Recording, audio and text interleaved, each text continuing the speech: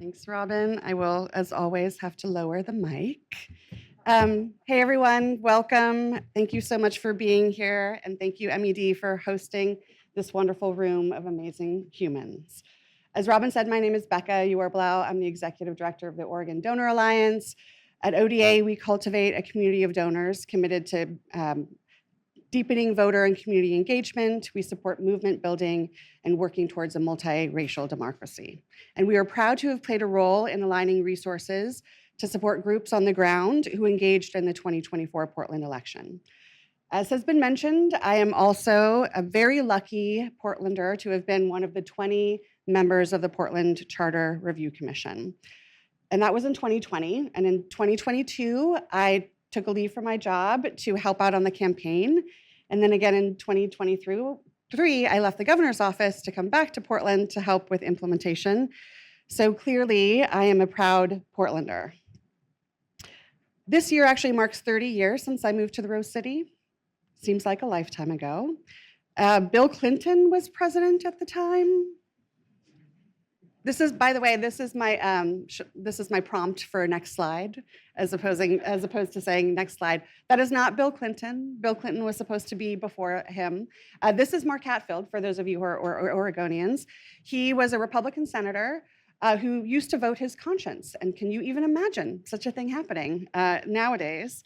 And 30 years ago, next slide, Oregon was on the cutting edge. We were the first state in the nation to implement full vote by mail.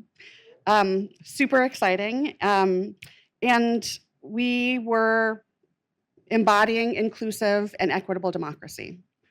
I, 30 years ago, was new in town, up from a small town in Southern Oregon, young, starry-eyed, without the gray hair. I was a college student working full-time. I was actually working in the legislature, but I couldn't afford the commute back and forth to our state capital. So I started working on a campaign for Portland City Council. It ended up being a successful campaign. That was in 1996. And who knew that 24 years later, I would be fortunate enough to be part of the effort to engage thousands of Portlanders, thousands of hours, 2 years worth, to reshape our form of government and build a system that was truly built for and by the people. A system that, as Heather mentioned last night, is a vehicle for liberation and self-determination. And I've been around to see at least, I think, 4 of the 9 attempts where Portland attempted to reform its government. And I've seen them fail, and fail rather spectacularly, actually. And this time, as we heard yesterday and again this morning, things were different. We were absolutely ready for change. People were fed up with the status quo.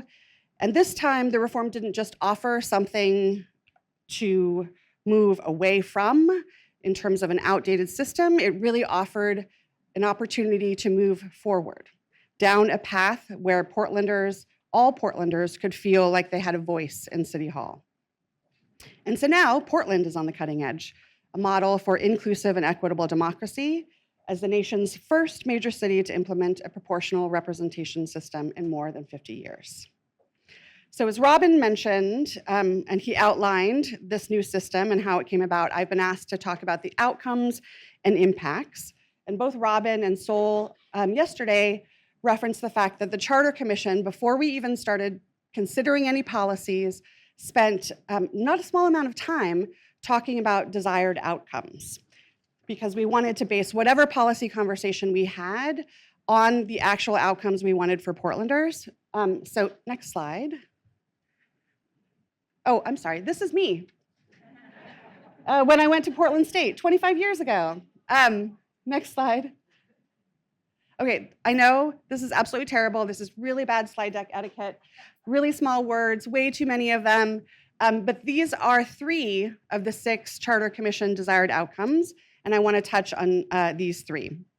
One, the first one, was a participatory and growing democracy where more voices were heard in elections, as measured by, among other things, voters who have more choice and more opportunity to elect candidates of their choice, and voters feel like their voice and choice matter. The second is an accessible and transparent government, counselors who are easy to reach, where Portlanders know who's responsible for what, and where Portlanders have the ability to access services and influence power regardless of their wealth or other privilege. And 3, a reflective government, councilors who look like the community they serve, where Portlanders can find someone on council who represents their interests. And the other 3, responsive government, transparent an accountable government, and a trustworthy government. We are paying very close attention to those as well. We'll measure progress towards those outcomes, but we are early on the governance and on implementation. And much of the story, of Portland's story thus far that's been told is really around the 3rd outcome in terms of a reflective government. And that's a very important and critical, inspiring tale to tell, but it's only part of the story, but we'll start there. But to provide a little history, it's been referenced a number of times, but I want to provide some data. In more than 100 years under the former form of government, 77% of the seats on city council have been held by men. And to put it more plainly, that means that only 10 women in more than 100 years have served on the Portland City Council. And in the past 3 census counts alone, 50%, more than 50% of Portlanders have identified as women. And so that number of 10 feels off.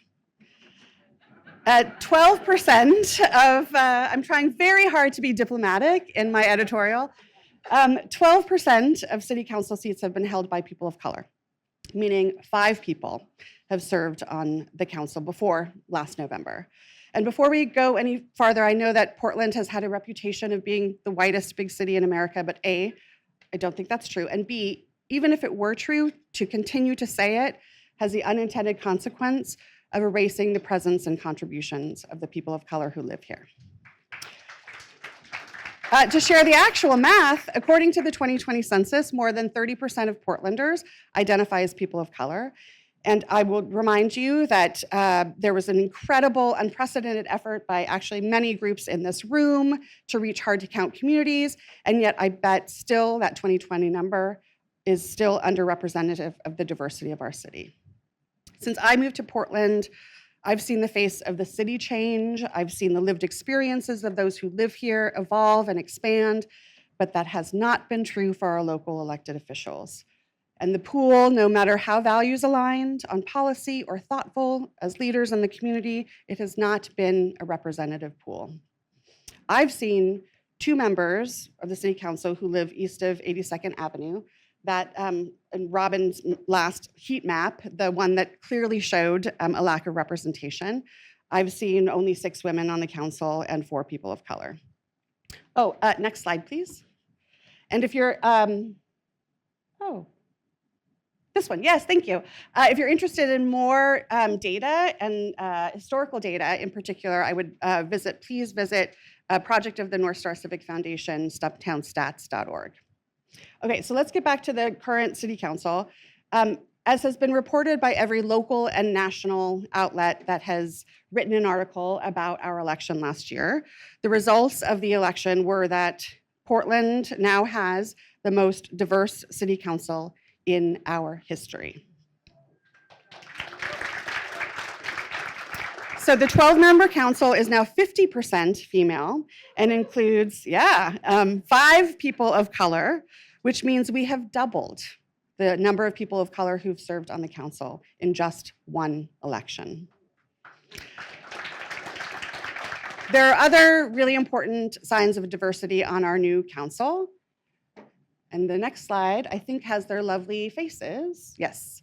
The council now includes renters, veterans, immigrants, LGBTQ folks, people who have firsthand experience with homelessness, and the age range runs the gamut from councilors in their 20s to their 70s. And for the first time ever, East Portland has guaranteed representation.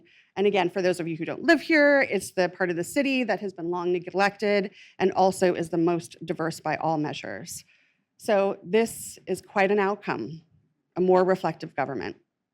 If you were here last night, you got the opportunity and pleasure to hear from Councillor Avalos representing District 1, and I would encourage you to attend the New Government and Action panel, where you'll get a chance to hear from and meet Council Vice President Tiffany Koyama Lane, who is in the pink right here, and one of my 3 councillors, Samira Kanal, representing District 2, and he is right here, close to me.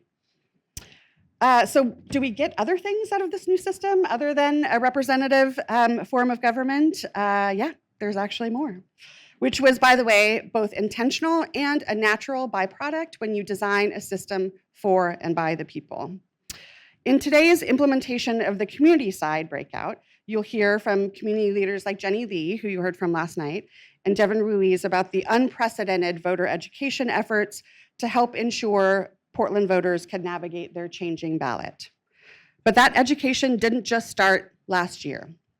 Groups like the Coalition for Communities of Color and Next Up have been deeply engaged in educating Portlanders about the change for years leading up to implementation.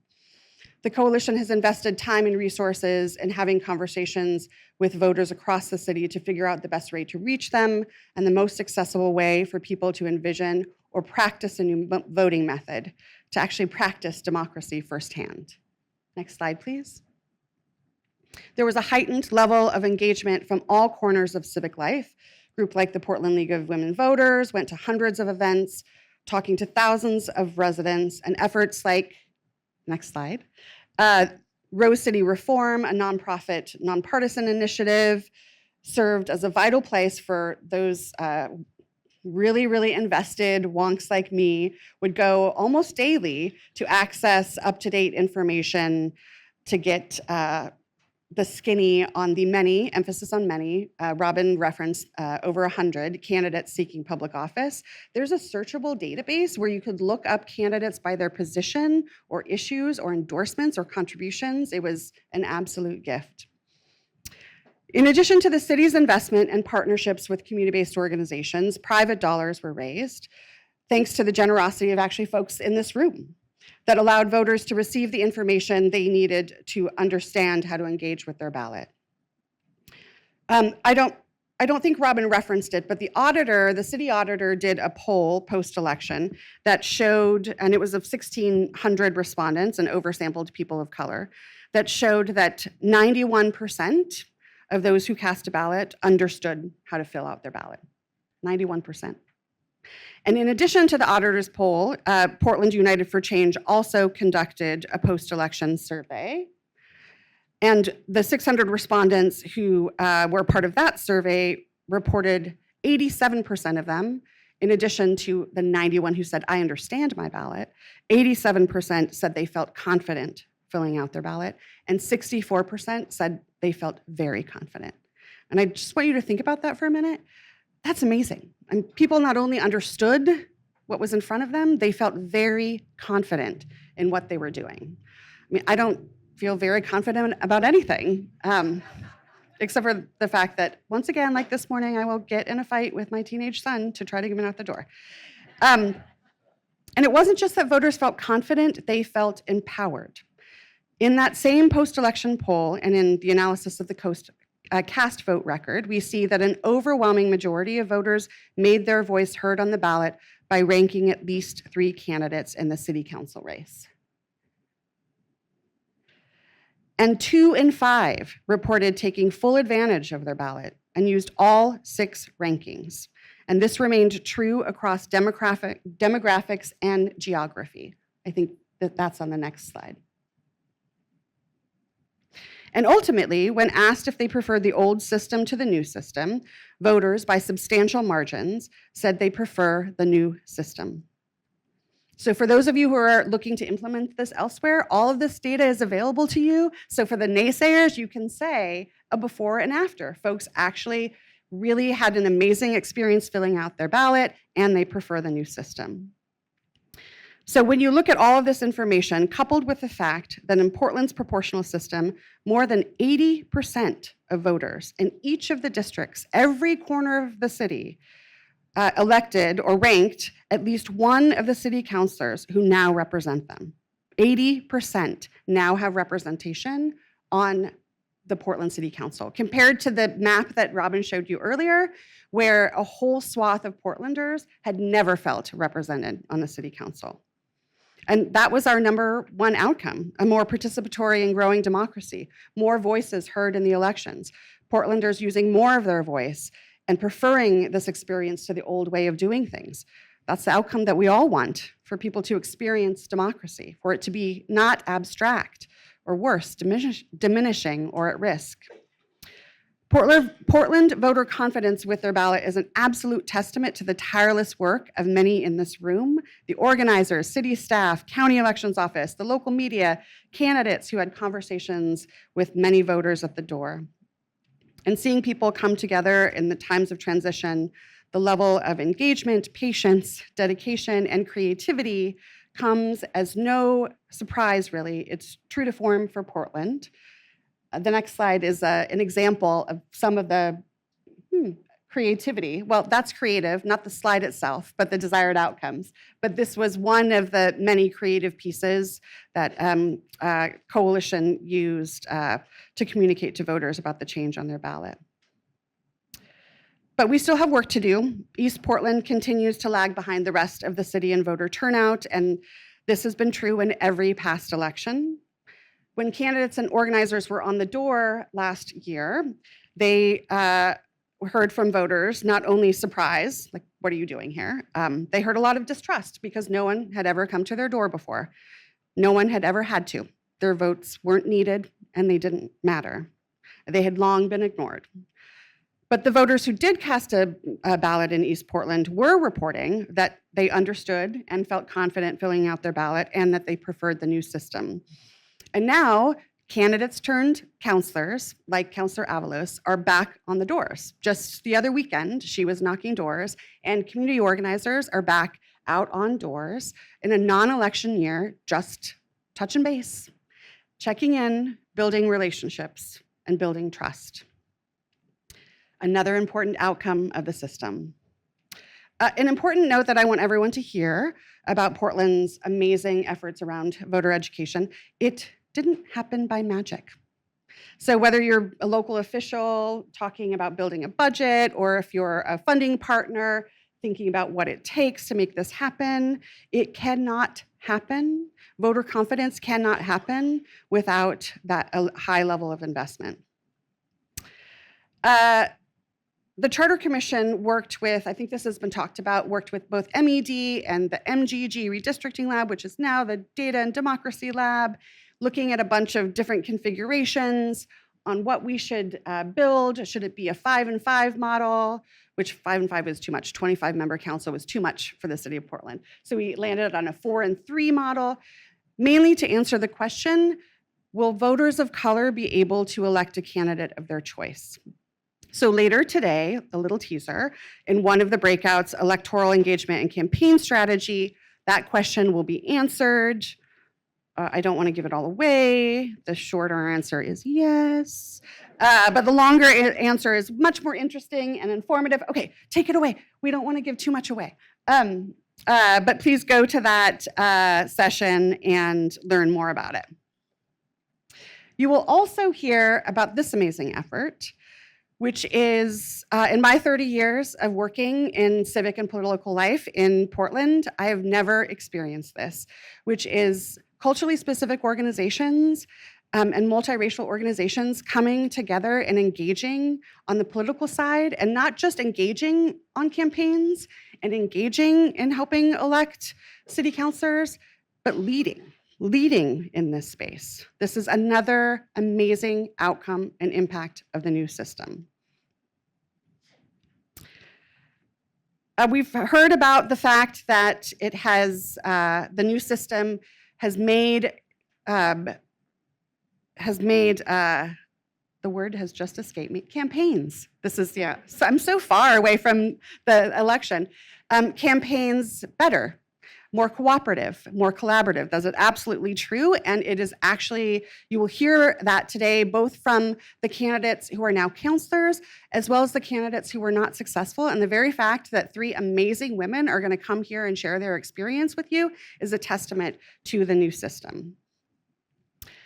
You know, my first campaign, the word that I literally could not remember, was working on my mother's campaign. I was a teenager at the time, and to be clear, it wasn't an option. It wasn't, you know, I could not say no. She won her race by 54 votes in a winner-take-all election, and it was a big surprise. She was the best kind of elected official, although I gotta say, not a great candidate, but she was the best kind of elected official. She was thoughtful and diligent and principled. She listened to people, she heard them, and better yet, she took action with what she heard, whether it was the single dad who needed childcare or the cattle rancher who was worried about the cougars attacking her calves. We lived in a rural district. She was a brilliant policymaker, but it was never about the policy. It was always about the people. She knew that the people living in her district needed to feel as though somebody was on their side. And that's another outcome I'd like to highlight. People in Portland getting their everyday needs met. People making connections and working together on a shared goal to keep neighborhoods safe, to get something as simple as a streetlight turned on.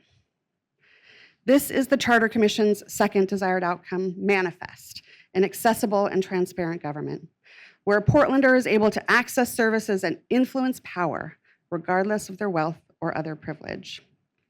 You know, I love this streetlights story, and thank you to Alex Zielinski with OPB for helping to personalize and put a human face on the outcome of the reform.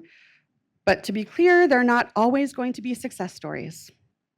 So again, for those of you who are looking to do this elsewhere, be really honest and clear, as we tried to be during the charter campaign, that it's not going to be perfect. It's going to feel different. It's going to be uncomfortable. It's not always going to run smoothly. And as we continue to grow in this new system and build out structures and processes on the governance side, hopefully in a co-governance model with community, it's going to be messy. The other day I was Googling the words messy and government, and in this day and age, there were way too many hits. So I added the word democracy, and two quotes came up that were relevant to what we're talking about today. The first one was from Robert Kennedy Jr. I decided not to use that one. The other one was from Barack Obama, excuse me. So yeah, okay, this is the quote. Democracy is sometimes messy, and for leaders, sometimes it's frustrating. Democracy means that somebody is always complaining about something. Nobody is ever happy in a democracy about their government. If you make one person happy, somebody else is unhappy. Then sometimes somebody who you make happy later on, now they're not happy. They say, what have you done for me lately? But that's the nature of democracy. That's why it works, is because it's constantly challenging leaders to up their game and do better. So he's right, of course, that elected leaders should always up their game and work to do better. Now more than ever, we need leaders to do better, to be courageous and kind, to center and engage impacted communities, to throw open the doors of our city halls, our state houses, dare I say halls of Congress, to make them more welcoming, relevant, and accessible.